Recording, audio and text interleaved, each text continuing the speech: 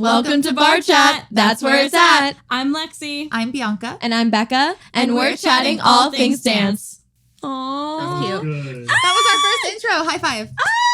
Welcome to our podcast, Barre Chat, where we give you guys bi-weekly episodes on all things dance and drama. We receive a lot of comments on our TikToks asking about our dance experience, so we decided to create a podcast so we can tell you guys all about our lives as dancers and give you guys tips and tricks. We're really excited to start this journey with you guys, and we hope that you are as excited as we are.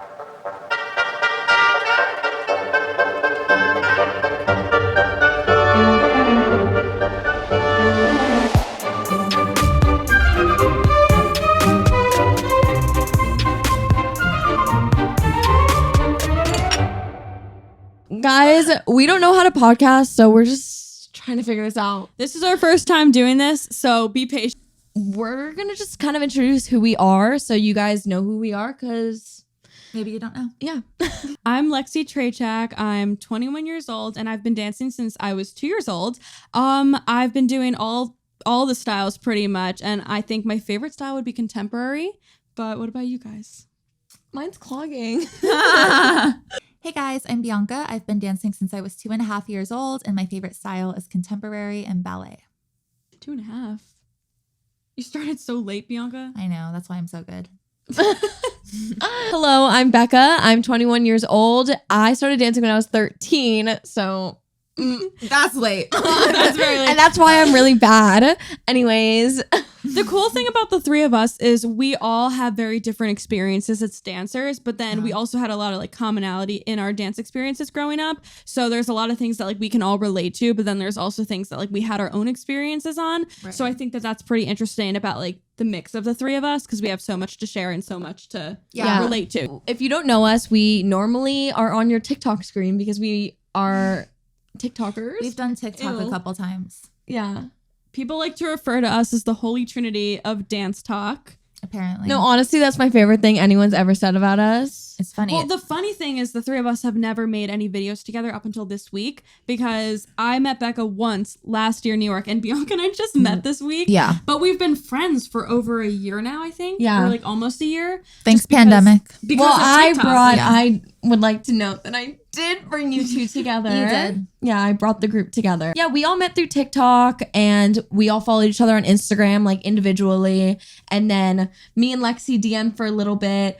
I stalked Bianca. They excluded me at You first, didn't stalk actually. me? I stalked you too, but Okay. don't worry. I stalked Bianca and found out that she was teaching a class in LA. So I showed up, and that's how me and Bianca met. Yep. True So story. you continued to stalk her. And then in I real life. asked you to collab on a video, And I almost peed myself and then we did. because I secretly wanted to collab with her. Aww, that's cute. What about me? No, I didn't want to collab We weren't with talking you. about you. All right. No, So then this I happened met, before we met. we You guys met or collabed didn't before. collab yet. Oh, okay. No, but we met, and then I went to New York, and that's when I met Lexi. Oh. Yeah. Well, okay. The funny thing was that we were talking and we were if you're ever in New York, let me know. And then you happened to be going to New York the same weekend that I was going to New York. So then we met up and then we collabed, and that was the only time we've ever met before this week. Well, that's another thing to note is that me and Bianca live in LA, and Lexi lives on the East Coast. In New Jersey. You're just really far from us. I know. You should come visit me sometime. Maybe.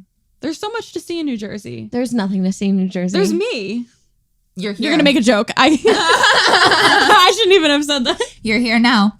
Lexi flew all the way across the country, 3,000 miles, to film this podcast. Becca So if paid you- me to come here. If you, I'm not going to confirm nor deny that. So make it worth our while and download this podcast and like it and rate us. Anyways, This has been in the works for a while, though. We have been chatting for a while, and then I think it was November or December, I made a comment and I was like, we should make a podcast, and they ignored me. Yeah, They were like, oh, Drop that's the so funny. little screenshot here. Do we have it? You probably will. I have a screenshot. Oh, okay, remember? perfect. Yeah, no, I kept talking about it, and they were like, and they didn't say anything. And then whichever one of you were like, oh, we should make a podcast. you You were and like, oh, that's such a good idea. And I was like, I already said that. Me and Lexi were on FaceTime one night, and we were being funny, and we were talking about how funny Like the we three of normally us are because we're always funny. And I go, we should start a podcast. And I was like, wow, that's such a good idea. Like, that's so original. Who would have thought of that? And here we are. Starting a podcast Together. for you. Yeah.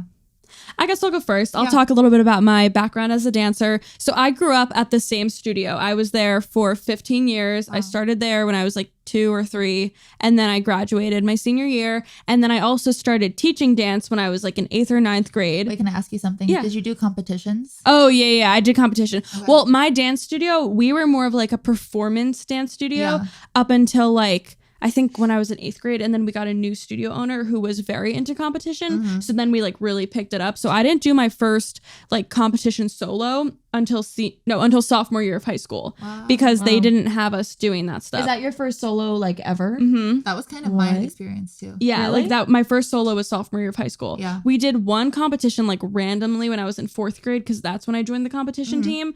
But it was like a competition team that didn't compete. We did more like performances. Performance opportunities are so much fun, and they're things that like not a lot of dancers get to experience just because like competition is so like heavy. Like that's what most studios do. So I'm glad that I was given the chance to do that. Okay, so I danced my entire life in high school, and I was like teaching at my studio, and I was teaching ages like 2 to 14 or 15. Like I was very involved there. Then I got to college, and I minor in dance now, and I'm also the president of my dance company. And then, not that this matters, but I'm a Zumba teacher too. Period. I know, I Kinda love that about you. I think that that's so fun. You I guys, love that. if you guys ever wanted to do that, you can totally do it. Like any dancer, I feel like can be a Zumba instructor. I took one class. It was really fun, but It's No, but different instruct, taking yeah. it than instructing it. But also, yeah, yeah, because it's like you can't be you don't tired. really stop moving. Exactly. It's like nonstop. Yeah. I would be terrible at that. It's really fun though, because it forces you. You have to be like high energy the whole time. And so I noticed that like my stamina went up a lot like this year just because of that. And I was like, wow, if I was doing Zumba as much as I am now while I was competing, that would have been so great because my stamina was so great. Yeah. Like at the time. And like competition, you're doing like so many numbers back to back that I would have loved that. Yeah. But yeah, that's just a little bit about my background experience. So if Slay. you want to share. Okay, slay, yeah. Yeah, all slay day. whatever. Okay, Bianca, let's hear about your Let's hear background. whatever this is. It's a lot. So I started dancing. I actually started dancing before I went to a studio because I was gifted right from the start.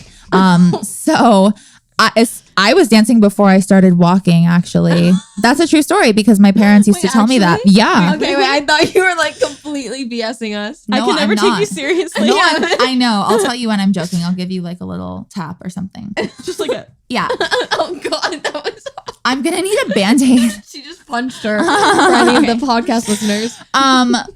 So you're a millennial. Bam. I'm not a millennial. No, but it was just so funny. I was like, Oh, yeah. bam, and like kick you. I'm Gen Z, just for the record, you guys. I was dancing from literally the beginning, and my parents enrolled me into dance classes, and I was like very serious about it. Like I was not one of those kids who would like pick their nose and like cry in the corner. Like I wanted to be there, and That's awesome. it is awesome. And yeah, so I never stopped really. I was at a lot of different studios growing up because I was never like in competition dance. I didn't do competitions. I was just strictly like training, recitals, very technique based. But I did. Because your technique isn't great. Yeah, I know. So you'd think, right? Like it would be better. Ballet, jazz, tap, hip hop. Like I've always done all styles. And I think that's something that I admire about my training because a lot of people that I have talked with say like, oh, I wish I could have trained more in this 100%, style. yeah. Yeah. Or like, I wish I was more into hip hop or ballet. And it shows. Like Yeah. it shows when like a dancer is dancing, like even in one style, that's either the only style that they do, Right. Yeah. or like they're doing contemporary and they can only do hip hop. Right. And so like, even through high school and college, I've always been very about like being outside of the box. I don't want to be boxed into one style. Oh my God. And I always was. A lot of my teachers would categorize me as just the ballerina because I look like a stereotypical ballerina, which that doesn't make any sense. That's another conversation. But I'm just grateful that I was able to do a very wide variety of training. And I think that that is part of like what makes me the dancer that I am today. So yeah, I went to a lot of different studios. I hopped around a lot. After high school, I graduated. I went to college. I got my bachelor's degree in dance theater. So that was really cool. Dance theater. What yeah. is that? That's just what they call it there. I you didn't know that act? you did that. I had acting training at the school with dance. That's why. Okay. So yeah, that's a little bit about me. Becca, take the wheel. As I said before, I started dance when I was 13. But before that, I was a cheerleader when I was younger. And that's when I kind of fell in love with performing. But I was really flexible as a kid, naturally. Must be nice. Yeah, right. Actually, me too. It's just me. And I saw an episode of Lizzie McGuire. She was doing rhythmic gymnastics, and I told my mom I wanted to do that. And then I did that for What age? 5 years. I started when I was 9 years old, which is late for rhythmic. Yeah, But you were late for both. yeah, I've been late for everything. My period. So did you ever do like any sort of gymnastics as a child or any sort of dance physical activity? Yeah, before cheer. now? Oh, cheer. That was Because I that. did cheer Okay. when I started cheer when I was 6 years old, Mhm. and I did that. I was a flyer, and that's where I learned how to tumble. Did any of them overlap, or like you did one and then quit to move on? to the No, next? as I was a cheerleader, I started rhythmic, and I did both, but I decided I was really interested in rhythmic. Mhm. I could talk about it a whole other episode, but that sport is the hardest thing I've ever done in my entire Really? life. That looks hard. Yeah, I always say like if you do rhythmic, you can do anything. Wow. Dance, nothing in dance is compared. Wow. Way to But- flex. Wait, but you've done rhythmic and you can't do everything. Guys, I'm kidding. We bully each other as a joke. Yeah, Yeah. guys. It's tough love. It's a dancer thing. But if you don't know what rhythmic gymnastics is, it's basically just gymnastics. It's more popular in Russia, but it's with like the apparatuses, ribbons? like ribbons, Okay. hoops, balls. And the ball, yeah. It's like hyper flexibility and stuff. So like when I was little, I was a you got an contortionist. advantage? Yeah. So then I started dancing. We'd have weekly ballet classes at the gym to wow. work on our rhythmic and like help with our technique and stuff. And I kind of got really into that, started taking privates with our ballet teacher, and he told me to quit because he was like, rhythmic's a waste of time. You should. Like you're not good enough. Do and something else. He was like, I actually was really good at rhythmic. I was number 1 in my region in level 5. Just That's saying. I actually started getting bad. It's because I hit puberty. Anyways. Okay, that's a whole nother So then conversation. you transition into Yeah, dance. so I decided to start dancing, and I went to the studio that my sister was going to in the Valley at the time, and I was there like ever since. I went all throughout high school. I was on the performance company there, but we also did competitions like twice a year, but it was mainly performances. Like we performed all over Los Angeles, which I loved being able to perform. No, yeah. I went to college, and I currently am in college, about to go into my senior year for dance. Contemporary dance performance is the BFA major. See, these are very specific Yeah. majors. Yeah, and I don't know why it's contemporary dance performance. Like you would think that we perform like 10 times a year, but we perform like maybe 3 times. Really? I performed once this year. Wow. Once. Yeah, that's nothing. And my major is speech language hearing, Oh yeah. She's a real dancer. but my minor is dance, Go off. and it's just called But dance. yeah, as you can see, we all have really different backgrounds, but that's what makes us all unique and special. We really hope that you enjoyed this first episode of the podcast. It's a little bit shorter than what we're normally going to do, but we hope that you like to listen to it, because if you've seen us on TikTok, you've seen us play characters and make funny videos, but you actually get to see who we are as real people. You're going to see us as real people. So we hope you enjoyed this first episode, and we hope that you come back and listen to many more. Yes. Thanks, guys. Bye.